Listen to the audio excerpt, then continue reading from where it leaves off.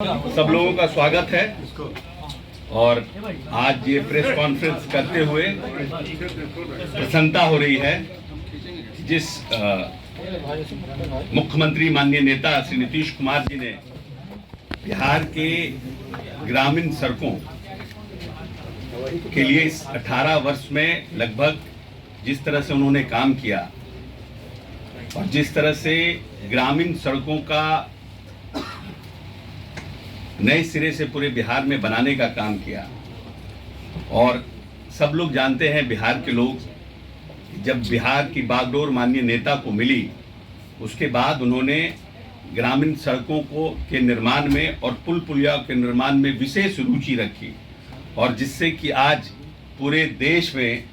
बिहार सबसे तेज गति का राज्य विकास दर लेकर आगे बढ़ रहा है। ये कारण ग्रामीण सड़कों का उत्क्रमण, ग्रामीण सड़कों का स्ट्रेंथन और ग्रामीण क्षेत्रों में सरकार की योजनाओं का बढ़ावा, ये मूल कारण रहा है। आज आपको बताते हुए प्रसन्नता हो रही है कि कल के कैबिनेट में माननीय नीतीश कुमार के नेतृत्व में जो कैबिनेट का निर्णय हुआ, लोकसभा चुनाव के बाद जब हम लोग वापस आए थे और मंथन हुआ था, तो जो ग्रामीण सड़कों की स्थिति थी,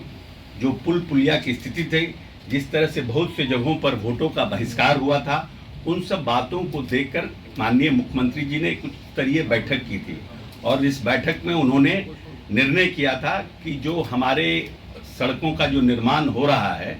उस गति से हम अपने लक्ष्य को प्राप्त नहीं कर पाएंगे। ग्रामीण सड़कें बनी, ग्रामीण सड़कों का उत्क्रमित किया गया, लेकिन फिर भी जो सड़कें बनाई गई थी वो अपना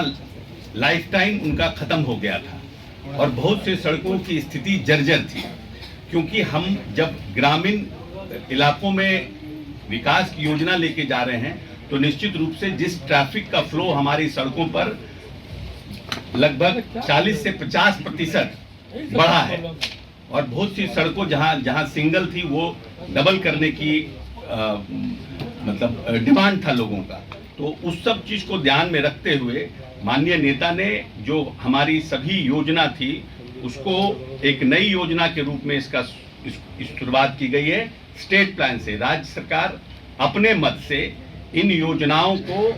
एक नई योजना, ग्रामीण सड़क उन्नयन योजना के नाम से एक नई योजना की शुरुआत की है, जिसमें वैसे सभी सड़क जो हमारे मेंटेनेंस पॉलिसी में नहीं है उन सड़कों का उन्नयन, उन सड़कों का सुदृढ़ीकरण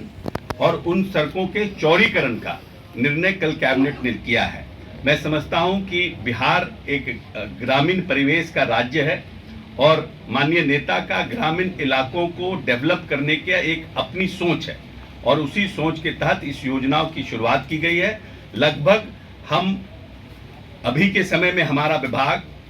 अभी जिन टेंडरों को फाइनल किया है, क्योंकि ये पुरानी योजना पे, वो लगभग 6000 है जिसकी काम की शुरुआत होनी है और लगभग हम 10,000 किलोमीटर सड़क आने वाले समय में फाइनेंशियल ईयर में, इस फाइनेंशियल के अंत तक हमें उम्मीद है कि हम 10,000 किलोमीटर सड़क बनाने में सक्षम हो पाएंगे और चुनाव के पहले तक हम 13,000 और सड़कों का निर्माण करेंगे। तो आज के डेट से नवंबर एंड के पहले तक लगभग हम 26,000 नए सड़कों का निर्माण करने में हम इस कैबिनेट के निर्णय के बाद हमारा विभाग सक्षम हो पाएगा। एक बड़ी ताकत ग्रामीण इलाकों में माननीय मुख्यमंत्री ने इस योजना की शुरुआत करके दी है। दूसरी बात है कि बहुत से पुल पुलिया, क्योंकि मुख्यमंत्री ग्रामीण सेतु योजना जो थी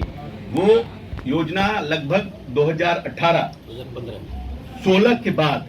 वो योजना बंद हो गई थी स्टेट प्लान से